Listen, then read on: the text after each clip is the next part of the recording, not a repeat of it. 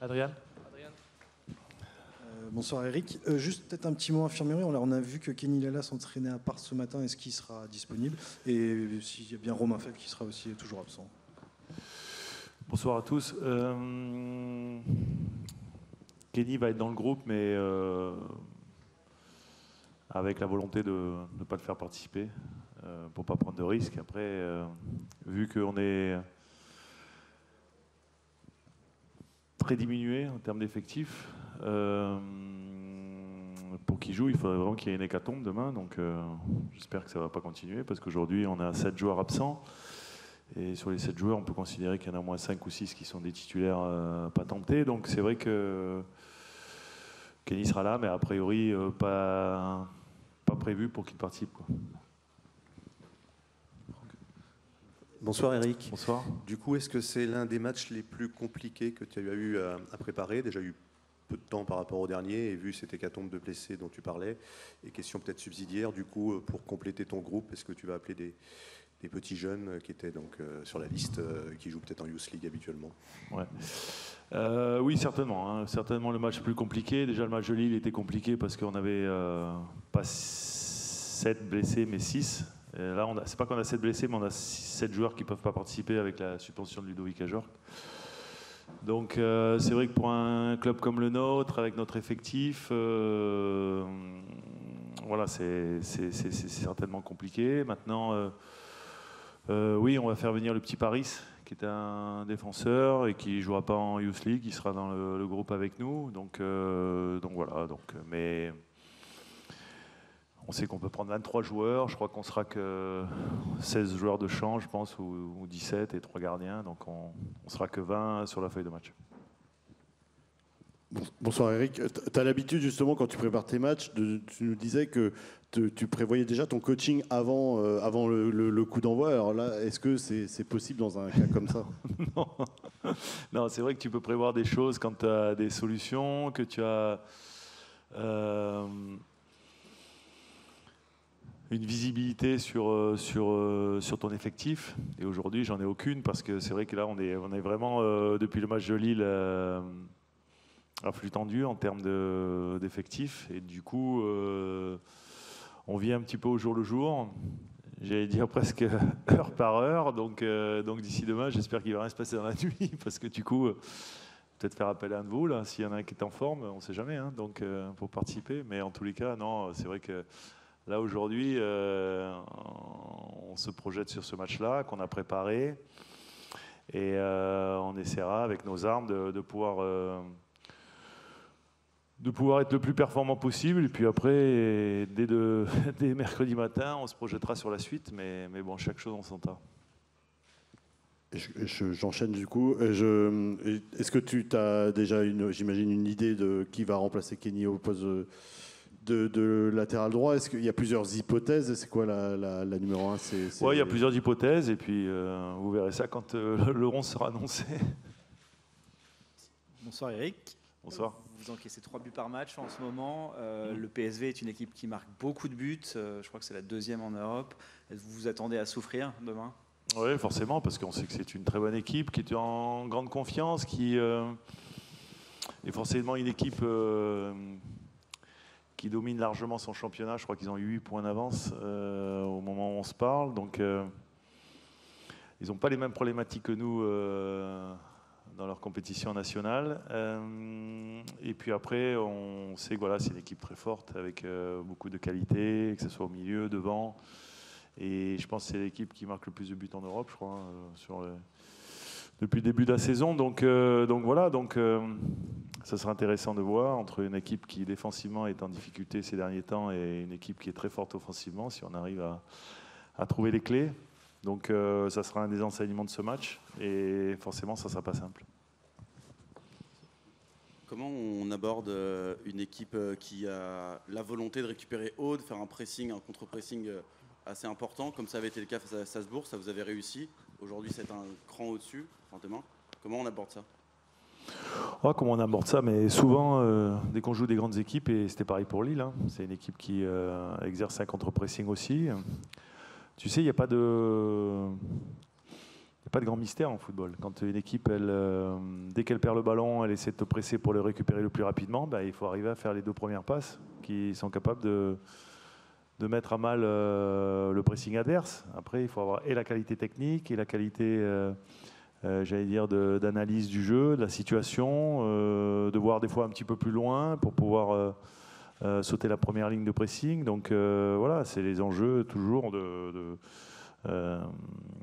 dans les matchs, que ce soit Barcelone, que ce soit Lille, que ce soit maintenant le PSV. C'est des équipes, effectivement, à partir du moment où ils sont tellement dominateurs que quand ils perdent le ballon, souvent c'est dans le camp adverse, et que derrière, ils essayent justement d'être le plus près possible pour exercer ce contre-pressing. Donc voilà, charge à nous d'être efficace dans notre gestion du ballon, à la récupération, et d'être capable d'enchaîner les 2-3 premières passes qui, à un moment donné, te permet justement d'ouvrir un petit peu les espaces. Bonsoir Eric, on se rapproche du verdict final un petit peu de cette Ligue des Champions. Vous êtes toujours en course. Est-ce que ça modifie un petit peu ton discours, notamment auprès du groupe, en termes d'objectifs, et peut-être l'idée de se dire on n'a pas fait tout ça pour rien? Non, je crois qu'il n'y a pas de raison de modifier le discours. Je crois qu'on a découvert cette compétition avec beaucoup d'appétit, beaucoup d'excitation, beaucoup d'euphorie aussi quelque part. Ça nous a bien réussi au départ. Aujourd'hui, c'est vrai que le niveau de nos adversaires s'est élevé depuis le dernier match, et notamment Barcelone, même si on avait rencontré les Leverkusen lors du dernier match à domicile ici, à Guingamp, qui était déjà une très très grosse équipe. Je considère que le PSV, c'est à peu près du même tonneau que cette équipe de Leverkusen. Donc voilà, on sait en quoi on s'attend, on sait qu'il va falloir faire un bon match.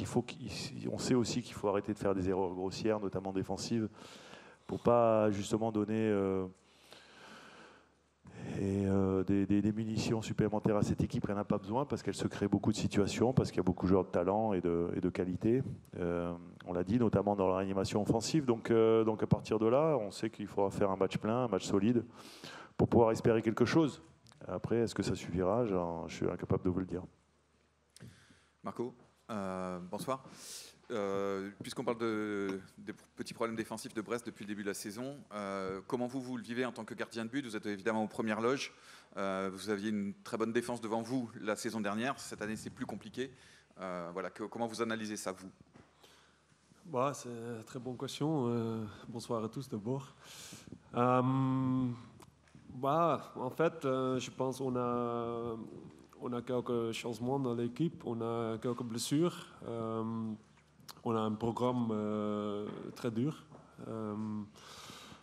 C'est pour ça, quelquefois dans la compétition, dans la Ligue 1, c'est difficile de jouer. Et en fait, le dernier match, le dernier mois, quand on apprend le but, les premières 10 minutes ou 15 minutes, c'est très dur pour nous pour retourner dans le match et pour de faire de changer quelque chose dans le match. J'espère quand on change ça va être très... c'est beaucoup mieux pour nous. Ça sera plus facile, effectivement. Oui. Eric, bonsoir. Oui. Je sais pas. Bonsoir Marco, ça va? Non, en anglais, oui? Hij doet het. De vertaling werkt trouwens. Dus, maar ook in het Nederlands? Oui. En hollandais, c'est bien? Ça marche. Ça marche en hollandais? Like you want. Oké. En dan doen we het lekker in het Nederlands. Klasse. Bonsoir, goeie avond.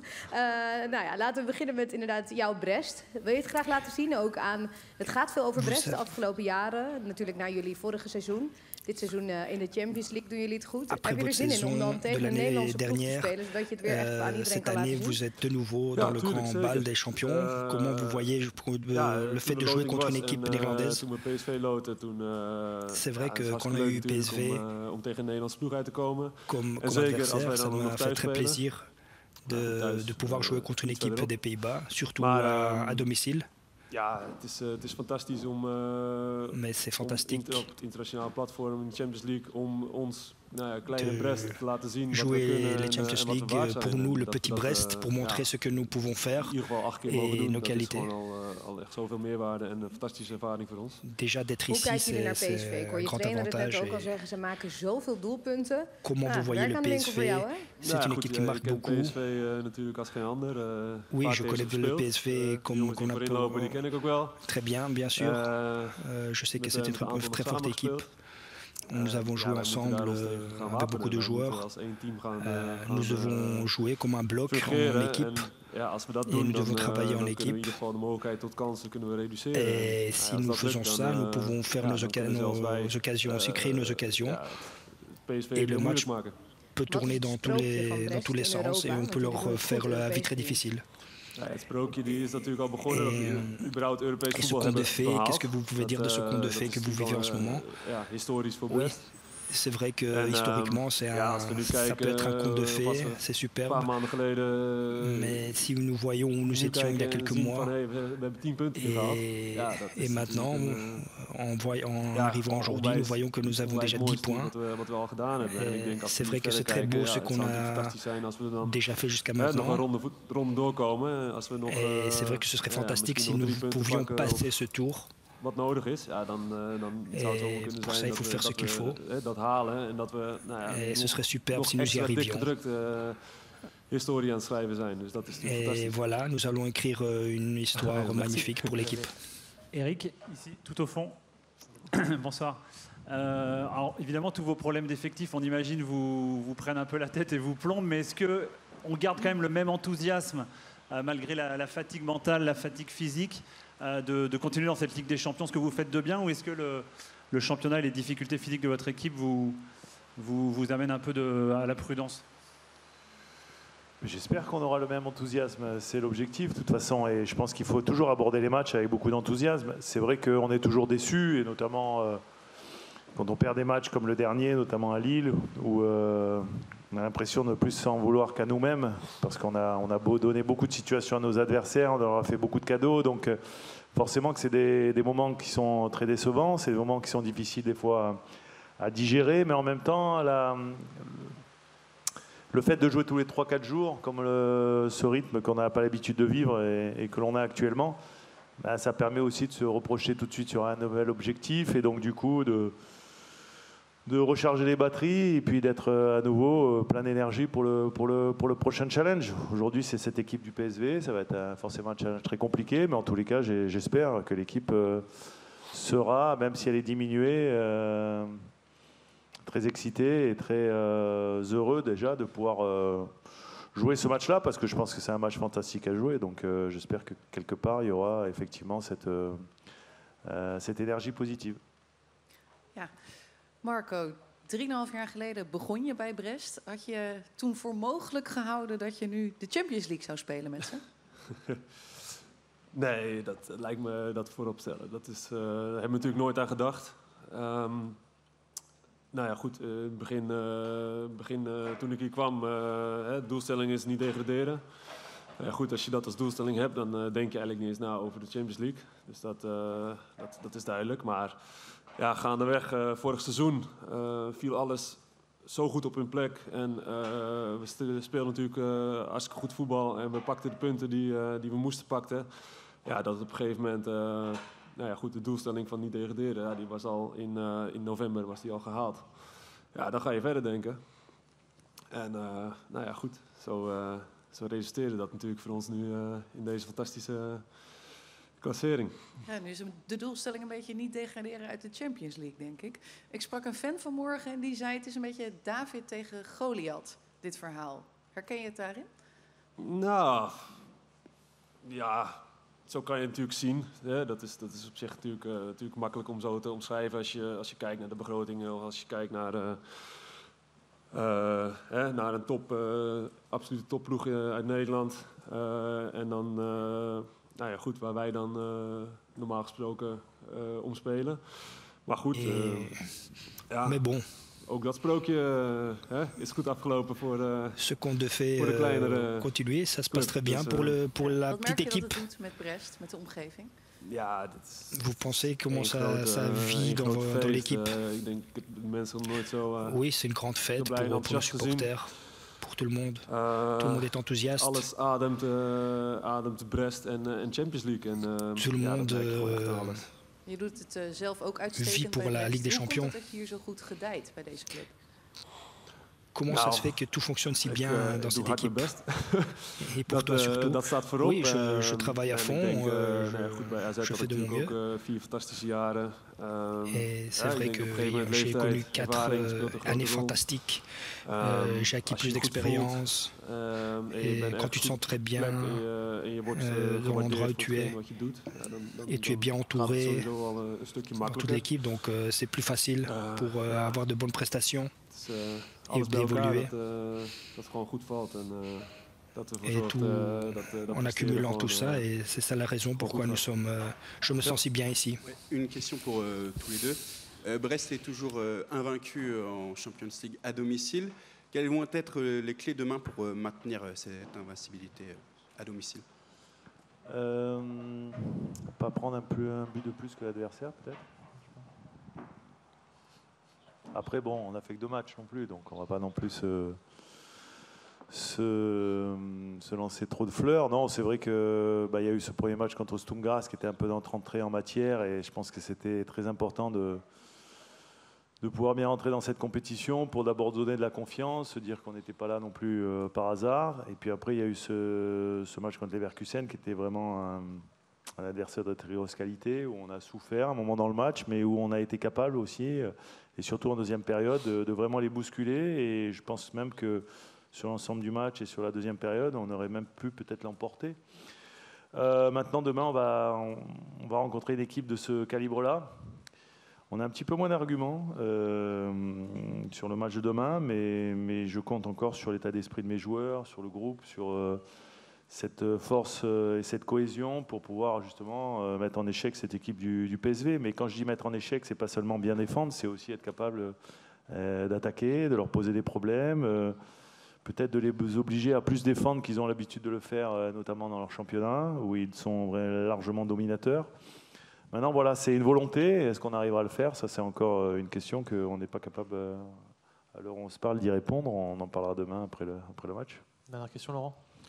On parle beaucoup de la solidité défensive qui est un peu en difficulté, mais il y a aussi l'animation qui a été un petit peu défaillante vendredi. Et puis là, il manquera votre attaquant de pointe, Ludovic Ajorc. Alors, c'est quoi le plan pour se substituer à lui? Même si tu ne diras pas tout, mais quelques lignes au moins.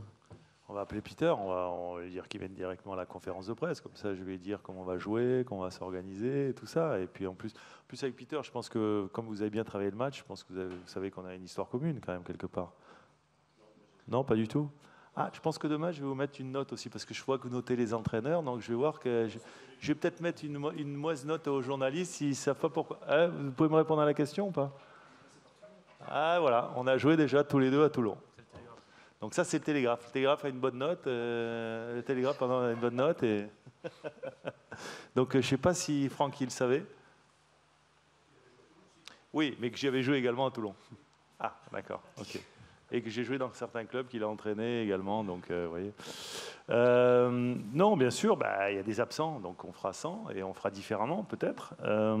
Après, il nous manque Ludo, mais on a encore beaucoup d'attaquants. On a Ibrahim Salah, Abdallah Sima, Mama Baldé. Donc on a aussi, malgré tout, des joueurs qui sont capables de jouer à ce poste-là, tout simplement. Donc voilà, ça sera forcément différent parce que ce sont des joueurs différents et des qualités différentes, mais des qualités aussi intéressantes pour pouvoir mettre en difficulté cette équipe du PSV. Donc voilà, on va essayer de s'adapter et on va essayer de faire au mieux en espérant pouvoir répondre aux attentes de vous, la presse, et puis de nos supporters qui viennent jusqu'ici pour nous supporter. Donc voilà, j'espère qu'en tous les cas, ça sera une belle fête et qu'on aura l'occasion de pouvoir à nouveau montrer un beau visage du Stade brestois.